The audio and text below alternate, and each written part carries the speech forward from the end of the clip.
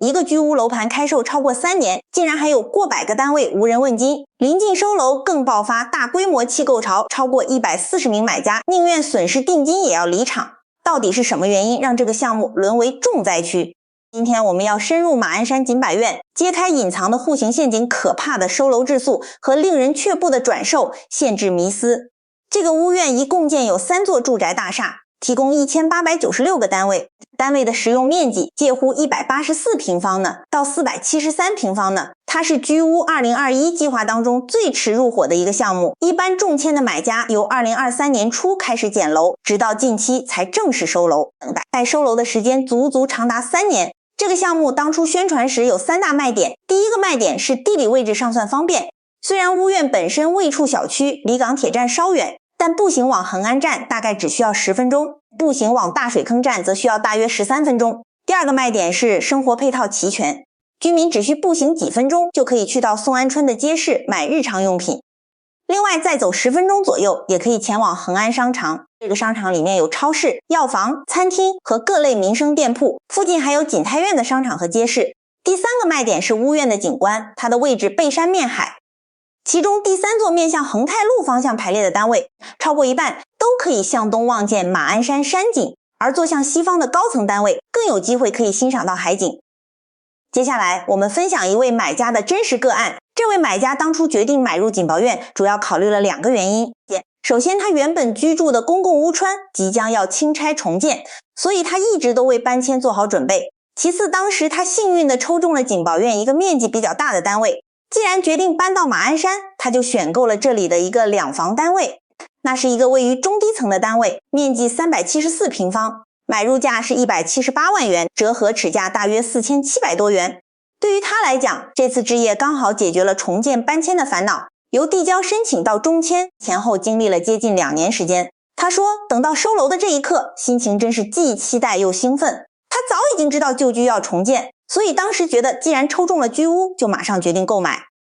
由于他住开的屋邨终于要开始清拆，这段等待收楼的时间正好用作过渡。他对比过其他地区的居屋项目，他曾经留意过油塘的单位，但那边要么就是面积太细，要么就是被人抢购一空，剩下来的多数都是中小型单位。而马鞍山锦柏苑的单位面积普遍都比较大一点，而且整个屋苑感觉整齐齐理，社区配套也比较成熟，所以最终他选择了做马鞍山的业主。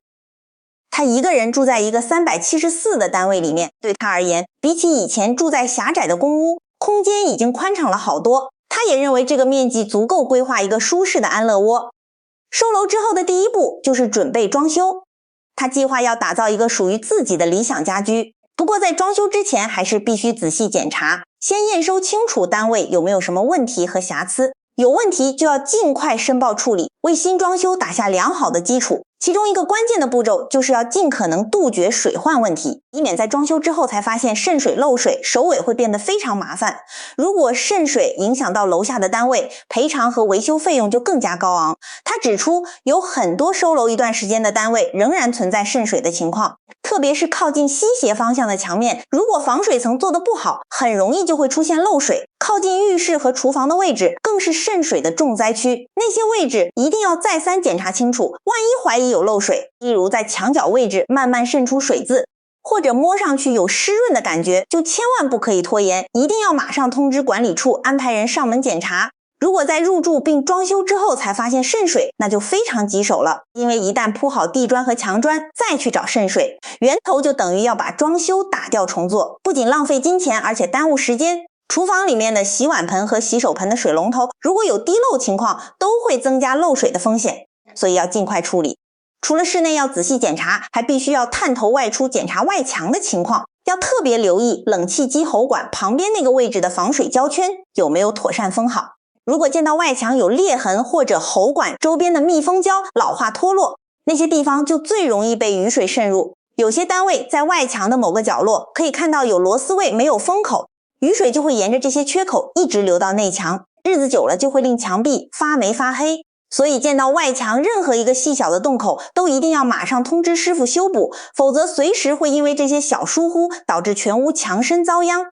至于原来发展的商附送的装修和设备，例如厨房的橱柜和厕所的洁具，一般都是比较简约的配置，未必能够完全符合业主的生活要求，所以不少人在收楼之后都会决定将全屋原有的配置全部清拆，包括墙身瓷砖、厨房的灶台、厕所的座侧和洗手盆等等，全部打走，重新找师傅装修。不过，就算打算重新铺设墙砖和地砖，如果收楼的时候已经发现有漏水问题，都必须立刻向管理处报备，这是保护自己的做法。在浴室重新做防水的时候，防水层建议最少做到2米高，这样才可以有效防止水汽渗透到隔壁房间的衣柜或者墙身。参观过几个同类型的单位，厕所和厨房的天花板暂时未见有明显的大问题，主要是部分墙身的瓷砖有空鼓现象，需要做更换。走到窗边检查，问题就相对集中了，而且全部都是跟水患有关。有些窗边的防水胶条出现了一个大洞，黑色的胶边已经老化裂开，雨水就是通过那个缝隙直接渗入内墙。窗口附近的墙身如果长期进水，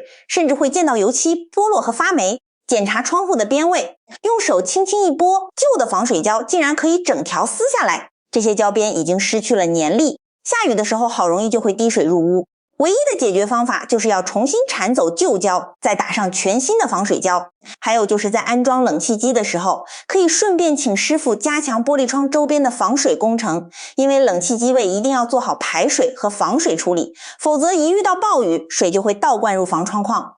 周边的玻璃胶如果打得不好，雨水会渗入墙身，之后就会一直累积在墙内，慢慢墙身就会出现水印。我们曾经报道过，其他新建居屋的单位也出现过严重渗水。有业主在收楼不久之后，就在墙边发现了大片水渍，甚至长出了菇菌和木耳，变成名副其实的菇菌培植室。这是因为墙身长期受潮，一直未能找到真正的漏水源头，业主迟迟都不能够入住。那种情况通常都是渗水持续了好一段时间，起初只是轻微的水汽，水分在墙灰和阴泥里面慢慢累积结晶，最后就提供养分，令菇菌类植物在里面生长出来。如果你发觉墙身摸上去有点湿润，又或者见到油漆表面有一点点的白色粉末浮出来，那就说明水汽已经积聚了一段时间，之后就会见到黑色的霉菌斑，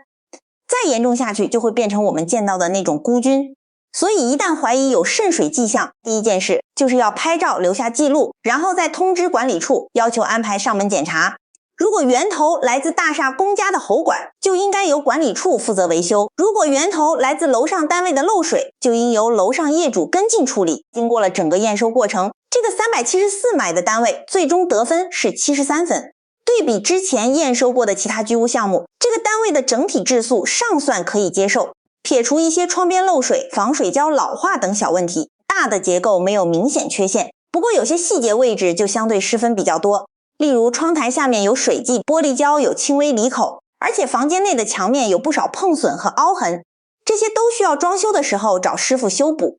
房委会在回复查询的时候强调，他们一向都重视建筑工程的质量，如果业主在入伙验收时发现单位有任何瑕疵，可以马上向屋苑管理处提交验收报告表。如果证实属于施工和物料的问题，房委会会要求承建商承担一切维修的费用，并且会一直复检，直到合乎标准为止。至于管理费方面，这个验收的单位每月管理费是913元，折合每平方呢大约2元4角。从申请到检楼，再由检楼到收楼，这位业主足足等待了3年，他一直都好期待将这个单位变成自己心目中的理想之家。他等收楼这段时间其实已经做了好多功课，因为买楼是2-3年前的事，这2-3年他一路都有为装修做储备。他联络过几间装修公司，取得了一些报价。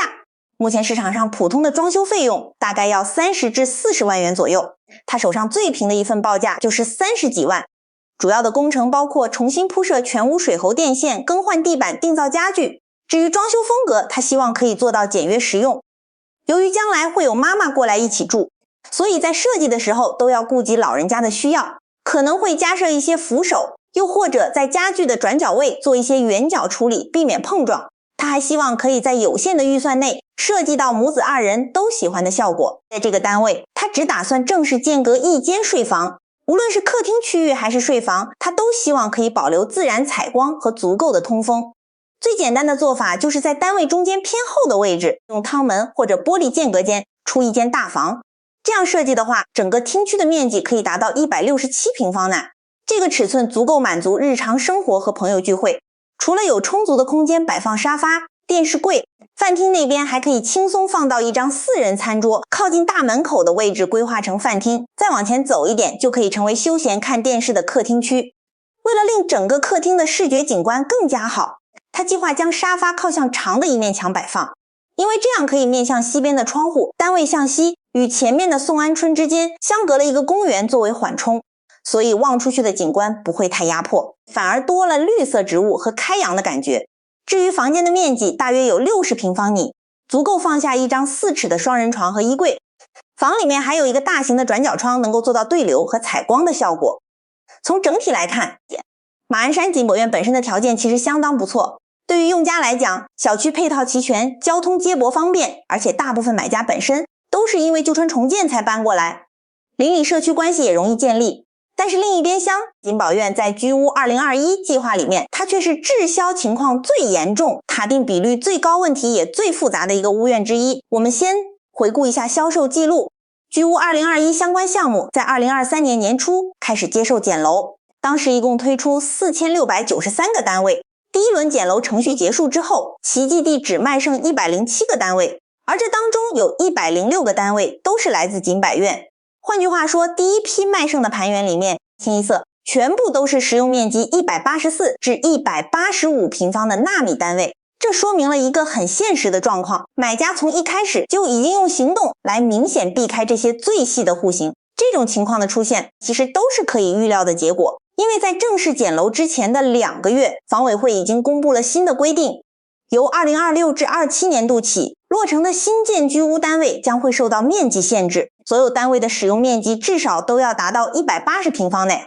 因此，市场普遍预期未来的居屋未必会再出现这种超细的纳米盘。对于一些中签的买家来说，如果现在买入一个纳米单位，等于要放弃将来再抽更大单位的机会，他们宁愿等下一次去搏那些面积更大、实用性更高的新居屋。结果之后，2轮的居屋销售房委会继续承受着景柏苑的滞销压力。到2026年1月6号，当同期的其他项目已经完成减楼程序之后，景柏苑依然有14个单位未卖得出，这些全部都是位于角落的纳米单位。即使经过几轮的重新推售，整体楼价已经明显回落，单位的推算市值一年比一年低，但仍然有单位是无人问津。以其中一个延期185个的单位为例，由首次推出到第2次重售都是没有人要，即使售价的累计减幅达到 21%， 依然不能够吸引买家承接。由此可见，纳米单位的滞销并不单单是因为价钱太贵，更是因为市场信心和实用性的问题。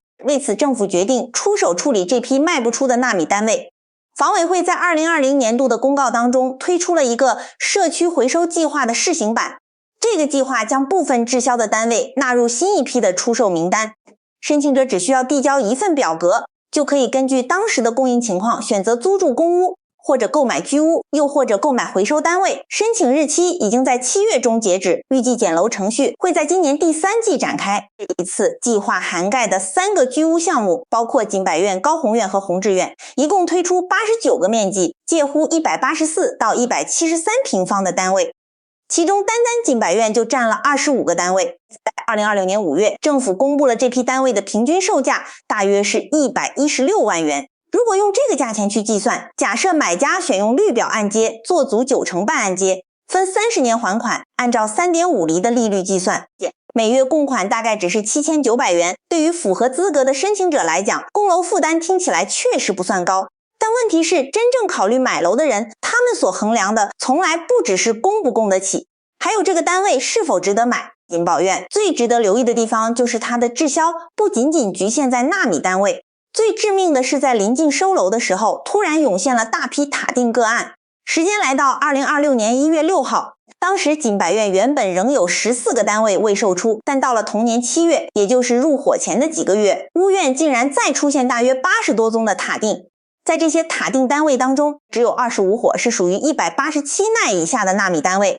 剩余的铁定单位绝大部分都是面积大得多的2房单位。这就说明一个很严重的问题，这次的弃购潮已经不能够单纯用面积太细来解释，因为很多原本已经买入大单位的买家最终都选择了放弃成交。由2023年减楼至今，景宝院累计录得超过148宗塔定，计算下来整体的塔定比例高达 18.7%。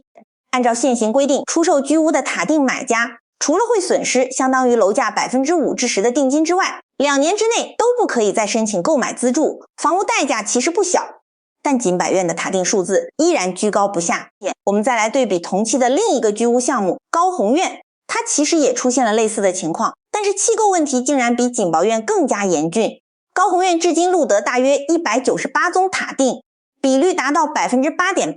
而高宏苑是在2025年入伙的。不过高宏苑在经过最新一轮重售之后，目前销售情况已经大致回稳，连同新增的7宗塔定记录在内，现阶段只有大约35伙需要再推售。换句话说，高宏苑的整体弃购情况还是比景柏苑理想一些。这里必须强调一点，一般居屋的塔定多数发生在入伙阶段，其中一个最主要的因素是市场环境出现了转变。高宏苑入伙的那段时期正好撞上私人住宅，楼价指数相比居屋2022初期开售时低了接近20%，而景柏苑入伙的时候，楼价就比当初开售时下跌了大约 8%。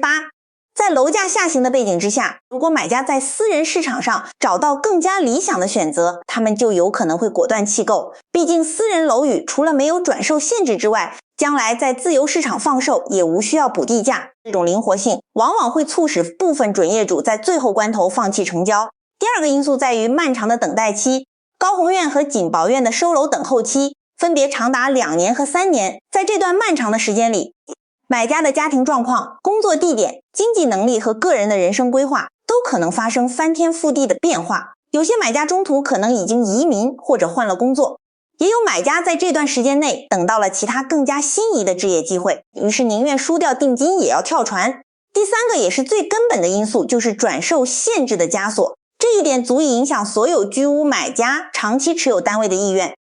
大家要知道，居屋2019至2024的项目，政府收紧了转售规则，在居屋第二市场的禁售期由原本的2年大幅延长到5年，而进入自由市场补地价后的转售禁售期也由以往的大约10年延长到15年。这还不止，大招的真正计时起点是在正式入伙收楼之后才开始计算。也就是说，对于景宝苑的买家，他们首先要等3年收楼，然后还需要在居屋第二市场锁死5年，即最快要去到2031年，他们才可以在绿表和白表市场转售。如果要等到免补地价在自由市场发售，那是15年之后的事情，也就是要到2041年。对于一批本身就等了3年才拿到钥匙的买家来讲，整个捆绑周期长得令人窒息。10几年的时间里面，经济局势会变，楼市会变，利息也会变，这种超长的禁售期令很多人在成交之前都不得不重新评估到底是否还值得完成这笔交易。如果你也有意申请这次的社区回收计划，或者正在考虑要不要购买这些被重新推出的滞销单位，你或许可以参考一下前人的经验。要真正衡量楼盘的价值，始终要回到自己的实际需要上。就像刚才那位业主，他收了楼之后，终于可以好好规划装修的事。他打算将厕所和厨房的原有配置全部清拆，重新做防水和水电。他比较钟情于简约温暖的装修风格，不希望太花巧。他觉得与其保留那些质素普通的原装设备，倒不如一次过将它们全部铲走，用真金白银去打造经久耐用的家。他还提到，将来如果楼市好起来，单位升值了，当初这笔30-40万的装修费可能已经赚回来了，所以他真的不觉得这是一种浪费。这次的验楼分享和滞销拆解，希望能让大家在置业路上少走一些弯路。